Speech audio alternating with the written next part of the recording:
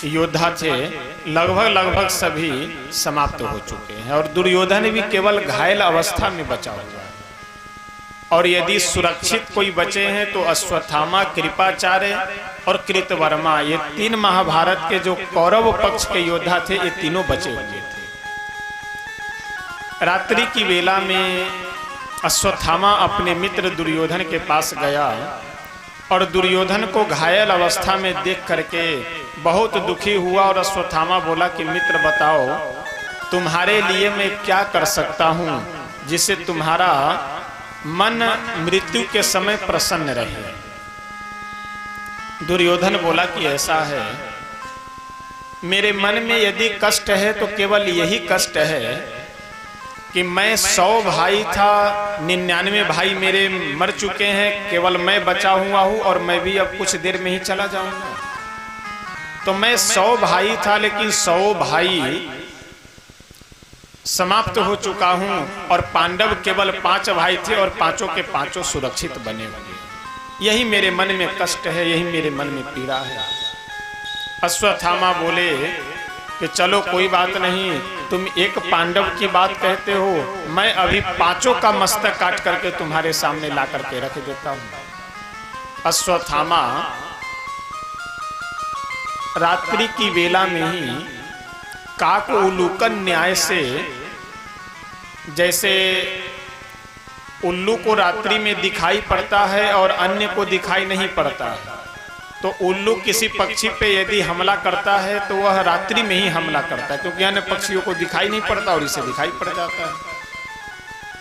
अश्वत्थामा इसी न्याय को अपने मन में लेकर के रात्रि में गया हमला करने, क्योंकि दिन में जाता तो बाहर ही युद्ध प्रारंभ हो जाता, लेकिन रात्रि में सभी पांडव जिस शिविर में रहते थे उन शिविर में प्रवेश कर गया छिप करके। लेकिन हुआ क्या कि जब युद्ध समाप्त हो गया तो अंतिम दिन की युद्ध की रात्रि को उत्सव मनाने के लिए, महोत्सव मनाने के लिए, आनंद करने के लिए भगवान श्री द्वारिकाधीश सभी पांडवों को लेकर के इनके शिविर से अलग चले गए कि चलिए हम लोग अलग वही उत्सव मनाएंगे, क्योंकि विजय प्राप्त हुआ है तो विजय उत्सव हम लोग मनाएंगे। और इधर पांडवों के शिविर में पांडवों के 5 पुत्र थे, द्रौपदी जी के गर्भ से जन्म हुआ था, ये द्रौपदी जी के 5 पुत्र थे। और भीम जी के जो पुत्र थे उनका शरीर भी भीम जैसा ही बिल्कुल मोटा तगड़ा। युधिष्ठिर जी के जो पुत्र थे उनका बिल्कुल सकल सूरत एकदम युधिष्ठिर जी से मिलता जुलता। जो अर्जुन के पुत्र थे उनका स्वरूप बिल्कुल अर्जुन से मिलता जुलता।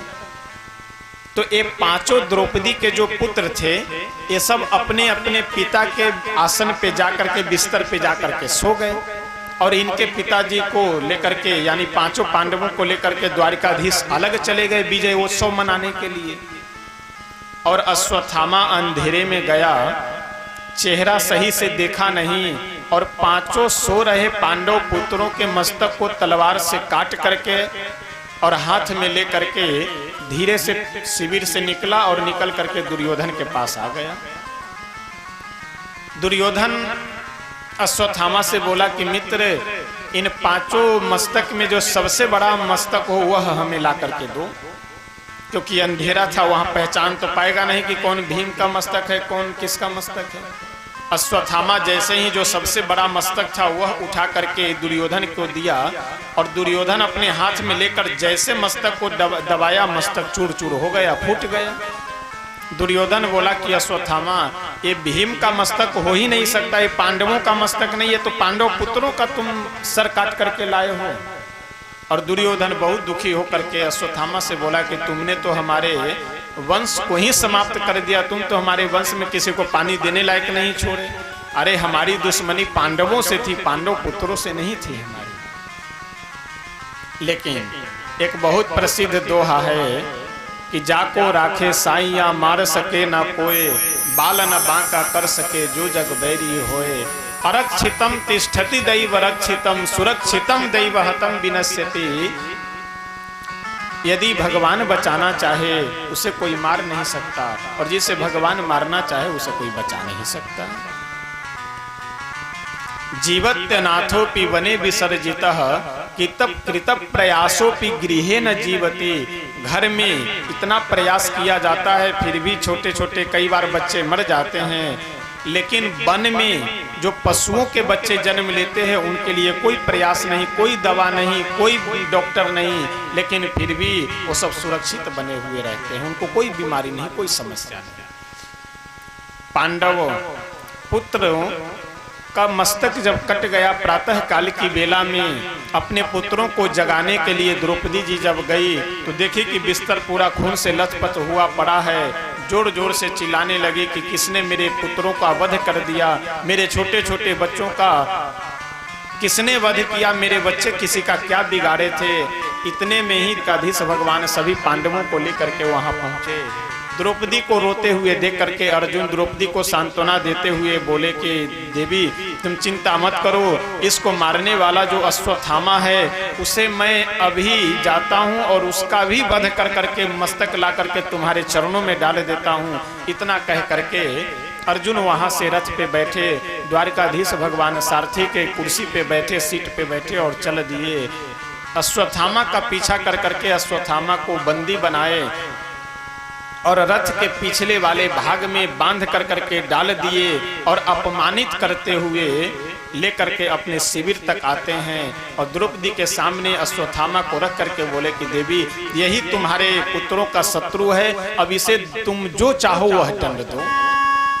लेकिन द्रौपदी जी जैसे ही अश्वत्थामा को देखे वैसे ही उनका ममत्व जागृत हो उठा और कहने लगी कि मुच्यताम। ऐसा द्रौपदी जी यह सोचे कि बताओ ये जो अश्वत्थामा की माँ कृपी है उनके पति की मृत्यु तो पहले ही हो चुकी है, यानी द्रोणाचार्य युद्ध में ही समाप्त हो चुके हैं, तो विधवा तो वह पहले ही हो चुकी हैं। एक उनका पुत्र अश्वत्थामा बचा हुआ है, यदि इसकी भी मृत्यु हो जाती है, इसका भी वध हो जाता है तो फिर वह कृपी तो बिल्कुल अनाथ हो जाएंगे। कम से कम मेरे पुत्र नहीं है, मेरे पति तो मेरे साथ में है। इसलिए द्रौपदी जी बोली कि मुच्यताम ऐसा ब्राह्मणों नितराम गुरु, इसलिए आप इसे मारिए नहीं, छोड़ दीजिए। भीम जी बोले, अपना गदा उठाए और अलग खड़े होकर के बोले कि तुम सब चाहे भले ही छोड़ दो, लेकिन मैं इसे नहीं छोड़ सकता। अंत में द्वारिकाधीश भगवान बोले कि ऐसा है, ब्राह्मण को मारना भी नहीं चाहिए, वध भी नहीं करना चाहिए और आतताई को छोड़ना भी नहीं चाहिए। तो अश्वत्थामा आतताई है, सोते हुए का वध किया है, इसलिए इसे छोड़ना भी नहीं चाहिए। और इसने ब्राह्मण कुल में जन्म लिया है, इसके यह ब्राह्मण कुल का बालक है, इसलिए इसे मारना भी नहीं चाहिए। युधिष्ठिर जी बोले, जय हो, ये समस्या समाधान कर रहे हैं आप या और समस्या पैदा कर रहे हैं। लेकिन अर्जुन को भगवान गीता का ज्ञान दिए हैं। गीता जी में प्रभु अर्जुन को समझाए हैं कि संभावितस्य चाकृतिर मरणाद तिरिच्यते, अगर प्रतिष्ठित व्यक्ति को अपमान कर दिया जाए वही उसके मृत्यु दंड के समान है। अश्वत्थामा बार बार कहता रहा कि मुझे वध कर दो, लेकिन अश्वत्थामा के बालों को 5 जगह से छील करके मुड़वा करके और मस्तक पे जो जन्मजात एक मणि थी उस मणि को छीन करके और धक्के मार करके शिविर से बाहर निकाल दिया जाता है, अपमानित कर करके। यह प्रसंग तो हो गया, लेकिन अश्वत्थामा भी इस अपमान का बदला लेने के लिए बिल्कुल अपने मन में यह दृढ़ संकल्प हो गया कि अब मैं तो पांडवों के वंश में एक को भी जीवित नहीं छोड़ूंगा। एक दिन की बात है, भगवान श्री द्वारिकाधीश अपनी द्वारिकापुरी जाने के लिए तैयार है। इतने में देखे क्या, सभी पांडव खड़े हैं, भगवान श्री द्वारिकाधीश की बुआ कुंती जी खड़ी हैं, हस्तिनापुर के और भी जो विशिष्ट जन हैं वे सब खड़े हैं। इतने में उत्तरा जो अभिमन्यु की धर्मपत्नी है वह दौड़ी भागी चली आ रही है। पाहि पाहि महायोगिन देव देव जगतपते, हे योग महायोगी, हे प्रभु मेरी रक्षा करे, मेरी रक्षा करे, कहती हुई आई और प्रभु के चरणों में गिर करके बोली कि प्रभु आप मेरी रक्षा करे।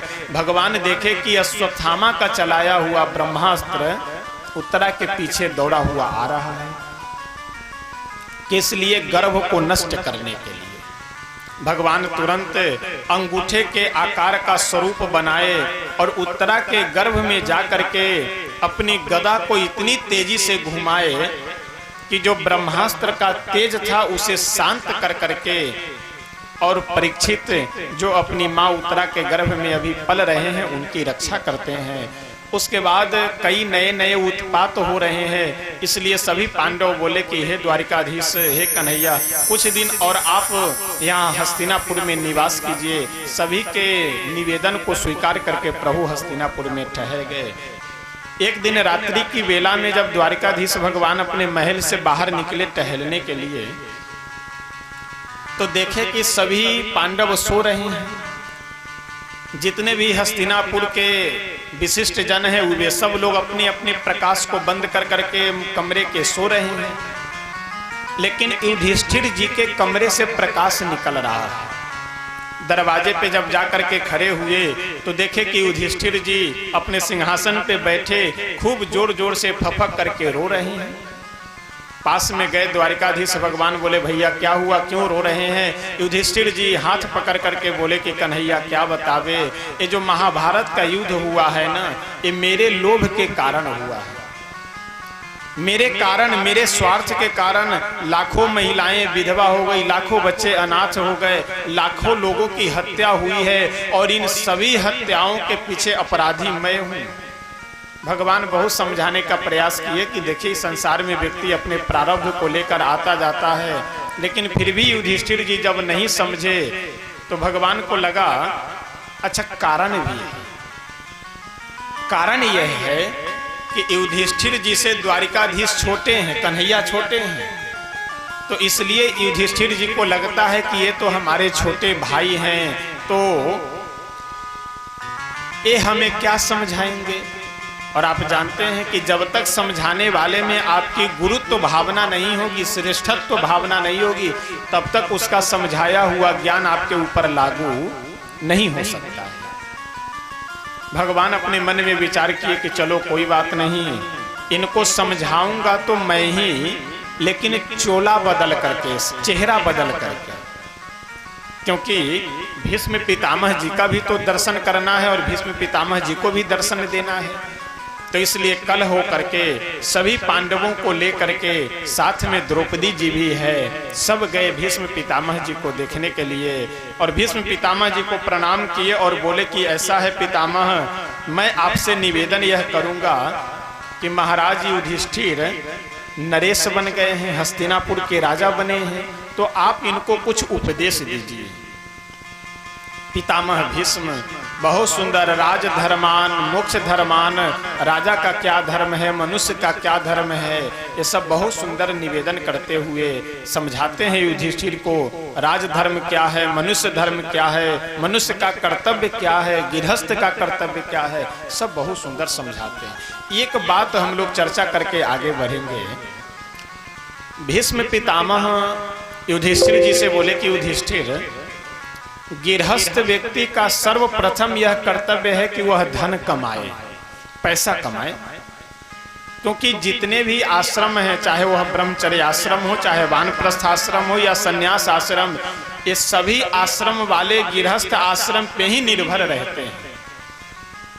तो इसलिए गृहस्थ व्यक्ति का सर्वप्रथम यह कर्तव्य है कि धन कमाए, लेकिन एक बात का ध्यान रखे, किसी को कष्ट दे करके नहीं, किसी को परेशान कर करके नहीं, ईमानदारी से, मेहनत से, बुद्धिमानी से, जो अपने अधिकार में हो वह धन कमाना चाहिए, परिश्रम से, मेहनत से अवश्य कमाना चाहिए।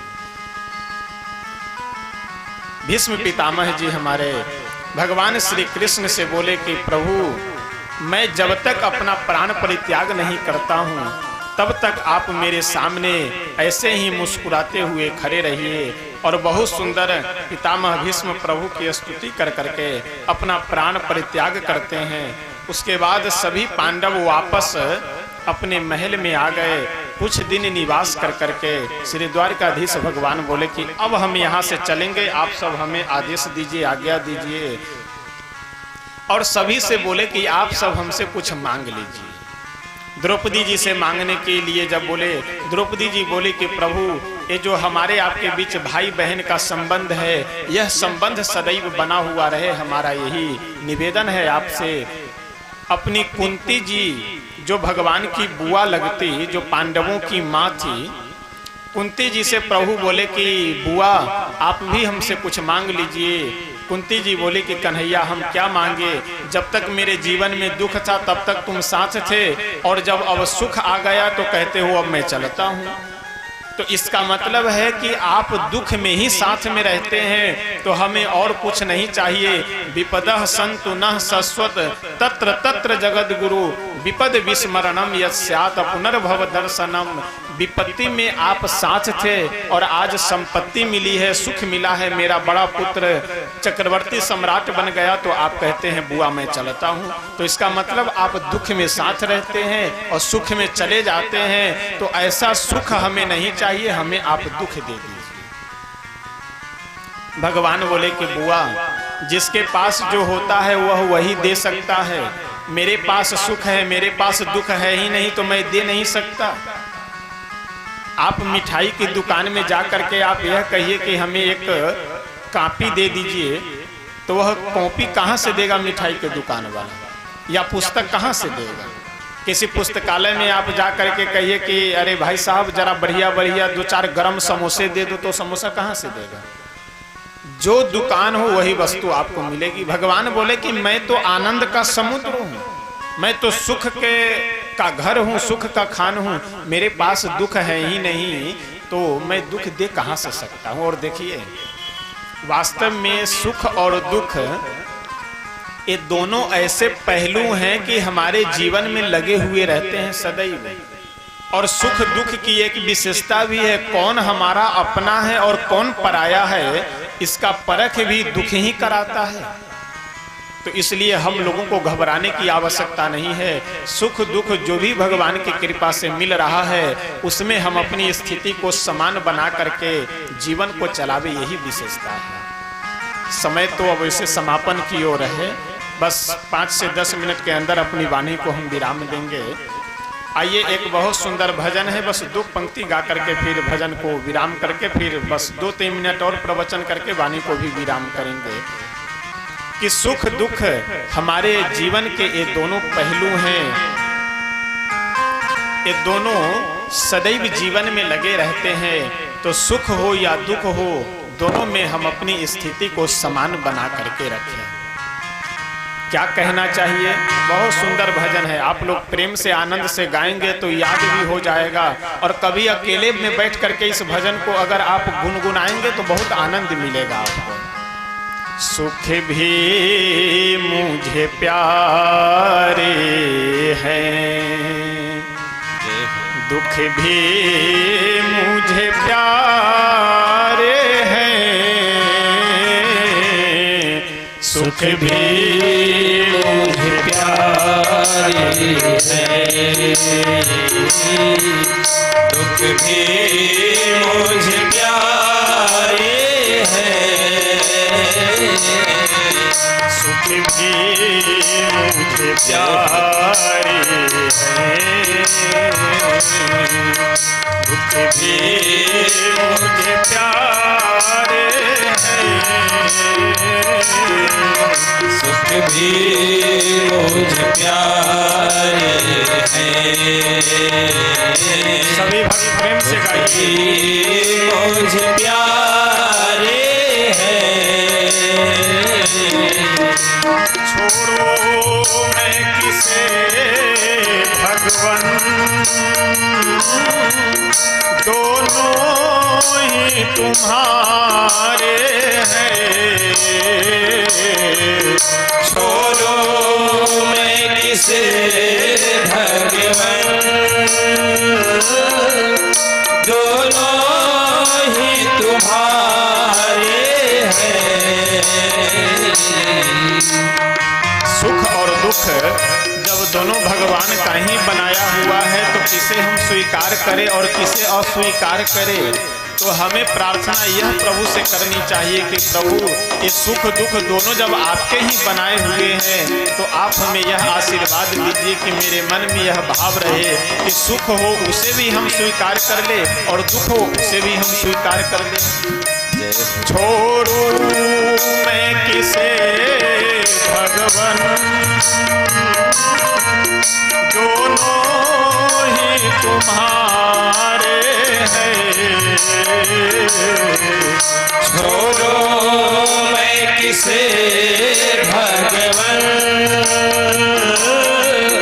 दोनों ही तुम्हारे हैं।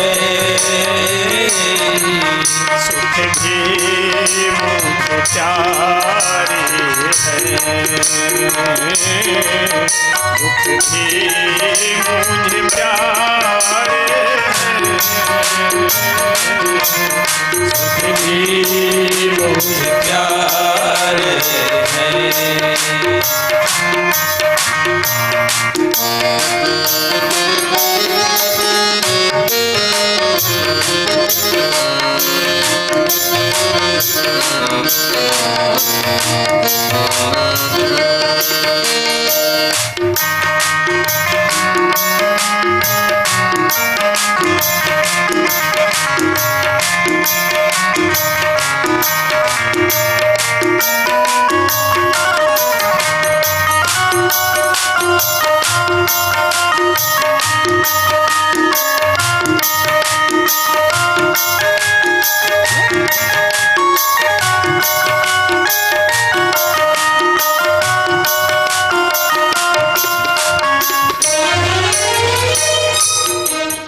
अगर जीवन में सुख है तो बहुत से नए नए रिश्तेदार, नए नए मित्र लोग मिठाई के डब्बे लेकर के आना प्रारंभ हो जाते हैं।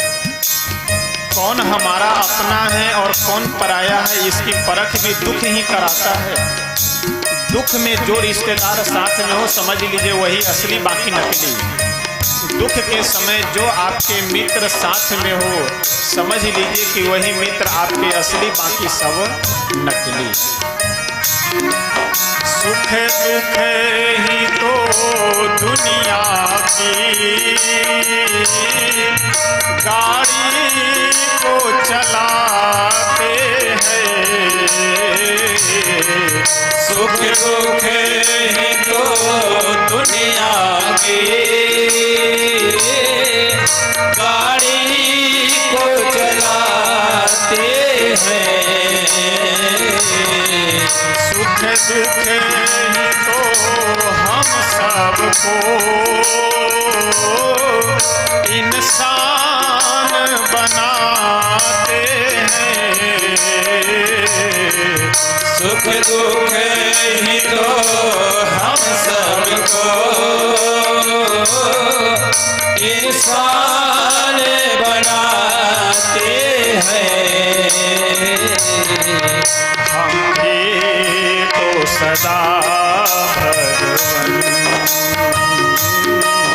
तेरे ही सहारे हैं। हम भी तो सदा तेरे ही सहारे हैं।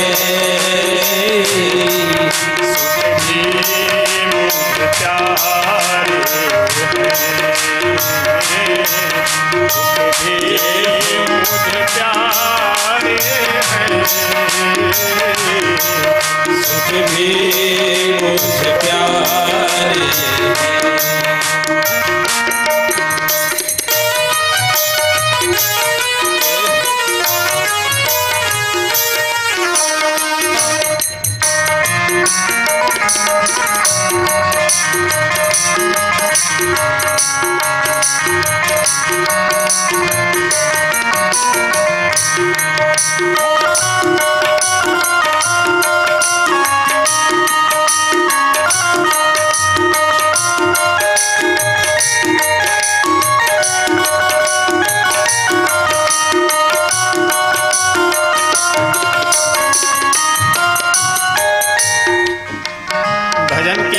पंक्ति में संत कहते हैं कि हम लोगों को भगवान से एक निवेदन करना चाहिए। क्या?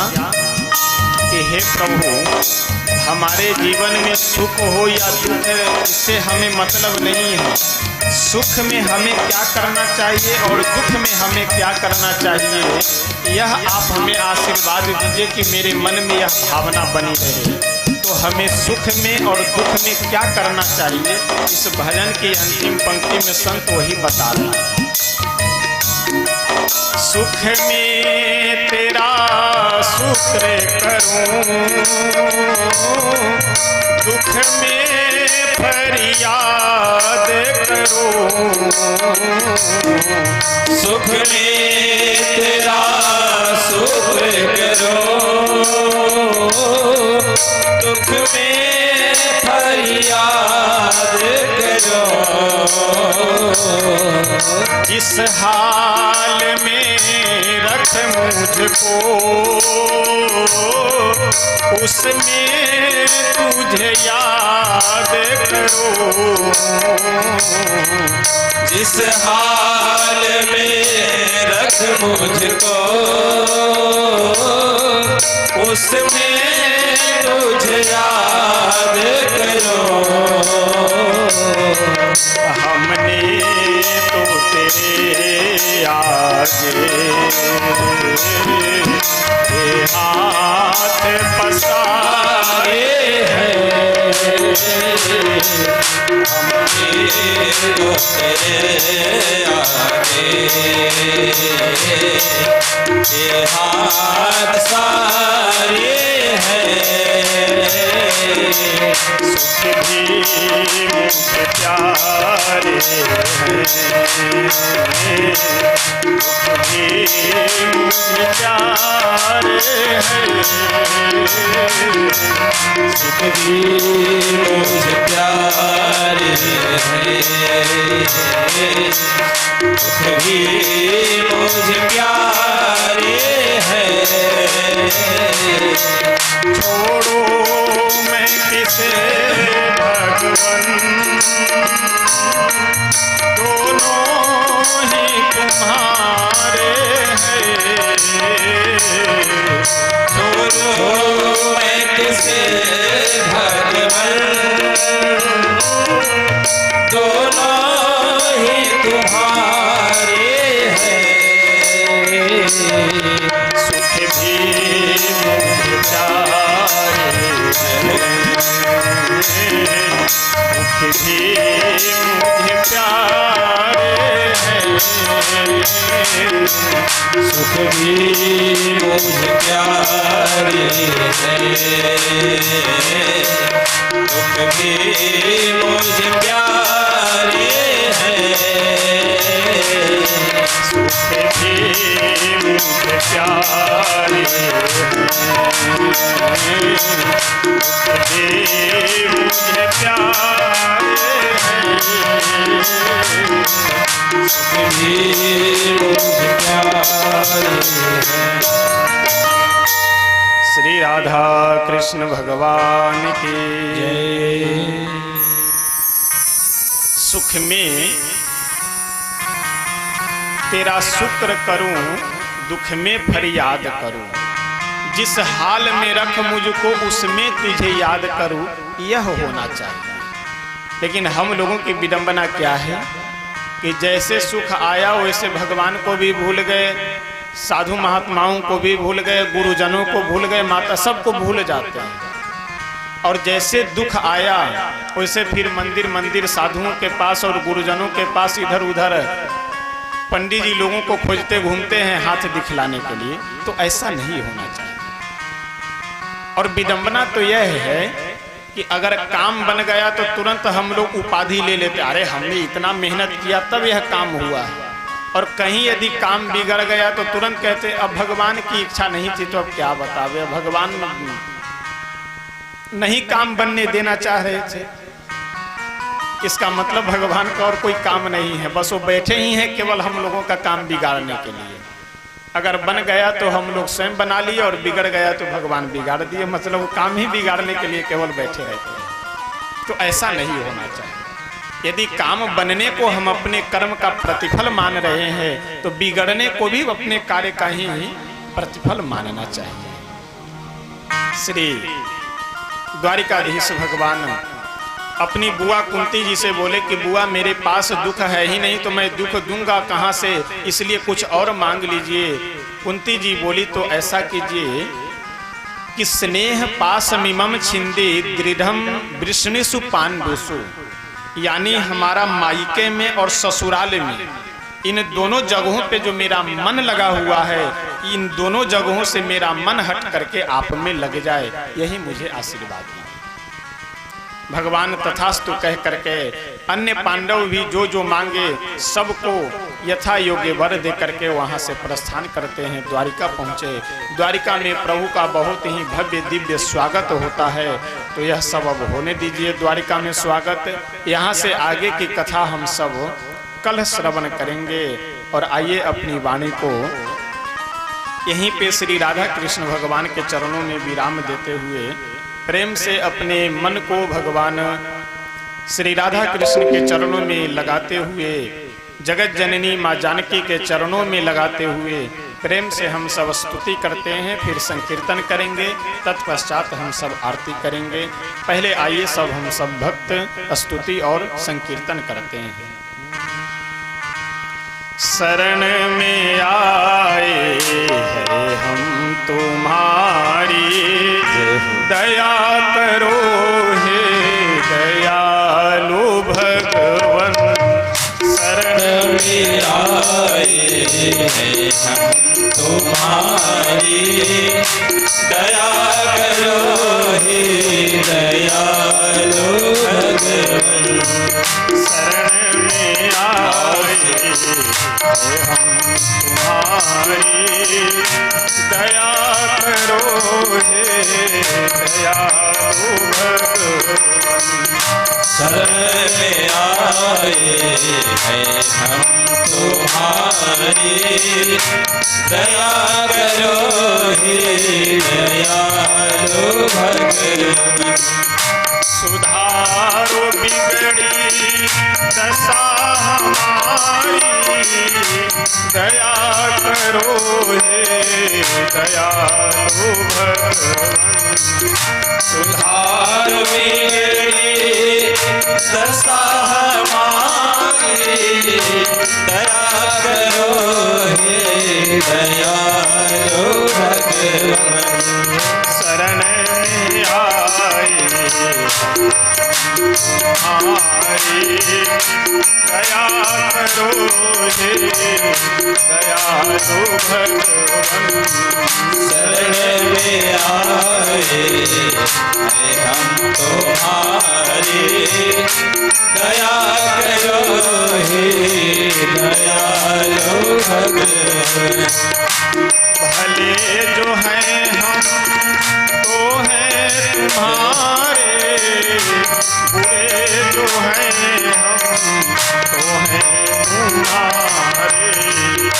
भले जो है हम तो है तुम्हारे, बुरे जो है हम तो है तुम्हारे।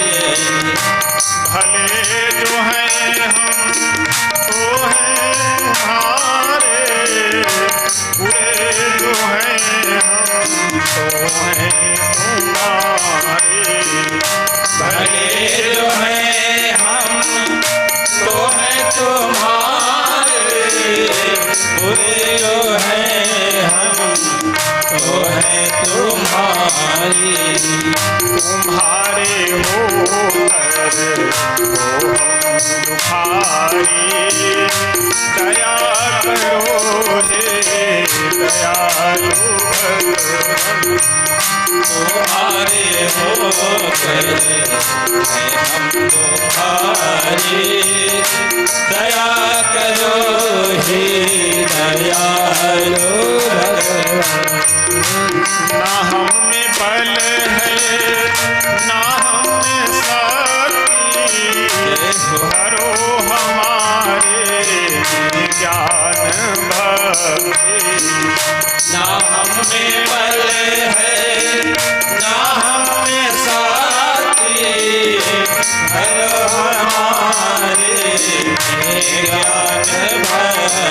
तभी कहा तापहारी दया करो हे दयालु भगवान तभी कहा ये पाप हारी दया करो हे दयालु भगवान शरण में आए तुम्हारी दया करो हे दयालु भगवान शरण में आए हैं हम तुम्हारी दया करो हे दयालु भगवान सुधारो बिगड़ी दशा हमारी दया करो हे दयालु भगवान सुधारो मेरी दशा हमारी दया करो हे दयालु भगवान शरण में आए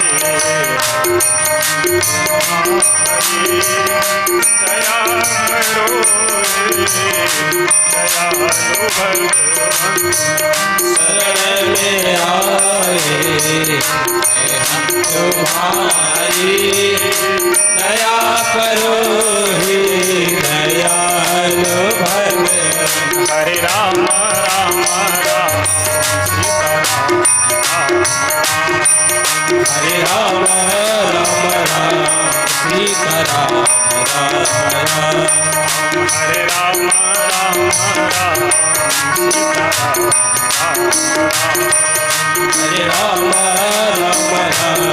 सीता हरे राम राम राम सीता राम हरे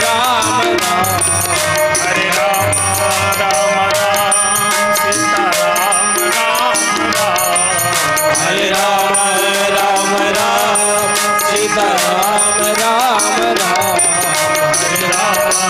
सीता राम राम राम हरे राम हरे राम राम राम सीता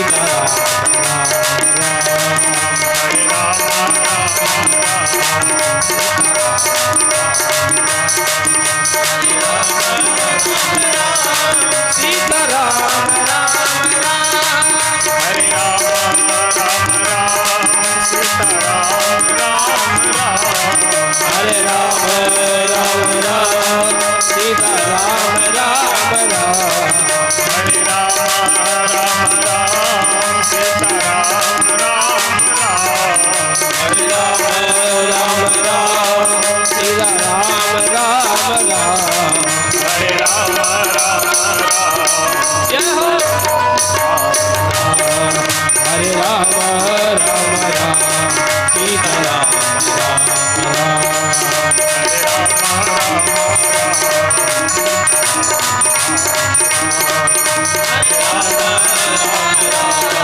सीता श्री राधा कृष्ण भगवान की श्री राम। सभी लोग अपने स्थान पर खड़े हो जाएं।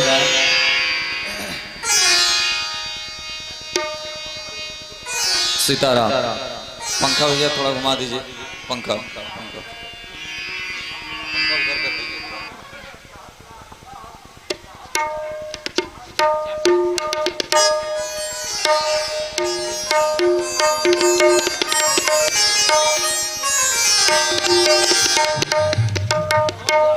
हरि ओम अखिल भुवन नमस्ते भंगादिनीले विनित विविध भूत ब्रादरक्षैकदीक्षे श्रुते श्रसे विदीप्ते ब्रह्मणे श्रीनिवासे भवतु मम परस्मिन् सेमुषभक्तिरूपा पाराशर्यवचस्सुधामुपनिषद्दुग्धाब्धिमध्योधृतां संसाराग्निविधिभ्यनभ्यभगतप्राणात्मसञ्जीवने पूर्वाचार्य सुरक्षितां बहुमतिव्याघात दूरस्थितां आनिकान्त्वनिजाक्षरपुमनशो ओमन्या देवाम्ब अखिल फूलचरमस्ते भृङ्गादिनीले विनित विविध भूत भ्रातरक्षैक दीक्षे सुरत सरसे विदप्ते ब्रह्मणे श्रीनिवासे भवतुमम्बरस्मिन् सेमुषभक्तिरूपाः चन्द्रमा मनसो जातचक्षोः सूर्यो अजायत श्रोत्राद्वायुष्य प्राणसमुखादग्निरजायत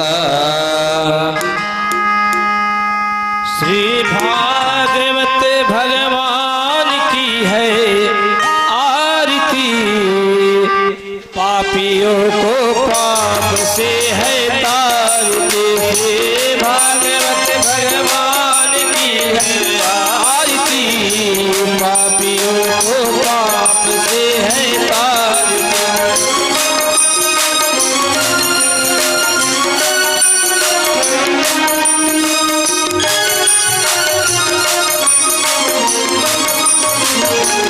ये अमर ग्रंथ मुक्ति बंदे पंचम वेद निराला नव ज्योति जगाने वाला ये अमर ग्रंथ मुक्ति बंदे पंचम वेद निराला नव ज्योति जगाने वाला हरि नाम यही हरि धाम यही हरि नाम यही हरि धाम यही जग के मंगल की है आरती पापियों को पाप से है तारती श्री भागवत भगवान की है आरती पापियों को पाप से है तारती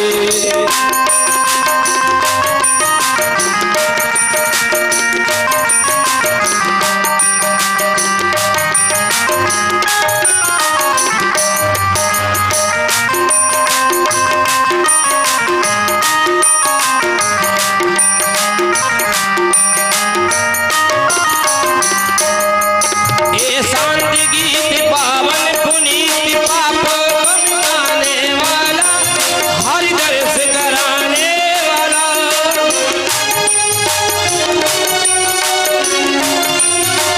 ये शांति गीत पावन पुनीत पाप मिटाने वाला हरि दर्श कराने वाला ये सुख करनी है दुकार सुख करनी श्रीमद सूदन की है आरती पापियों को पाप से है तारती श्री भागवत भगवान की है आरती पापियों को पाप से है तारती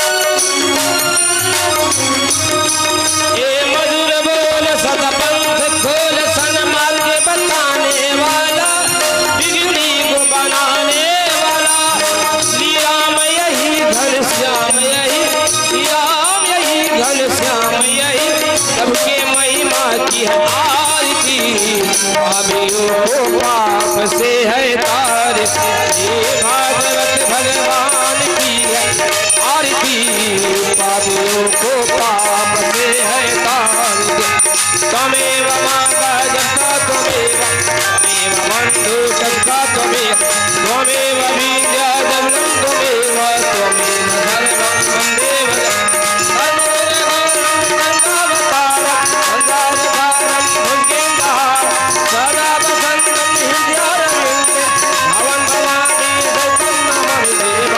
भगवान की आरती पापियों को पाप से है तारती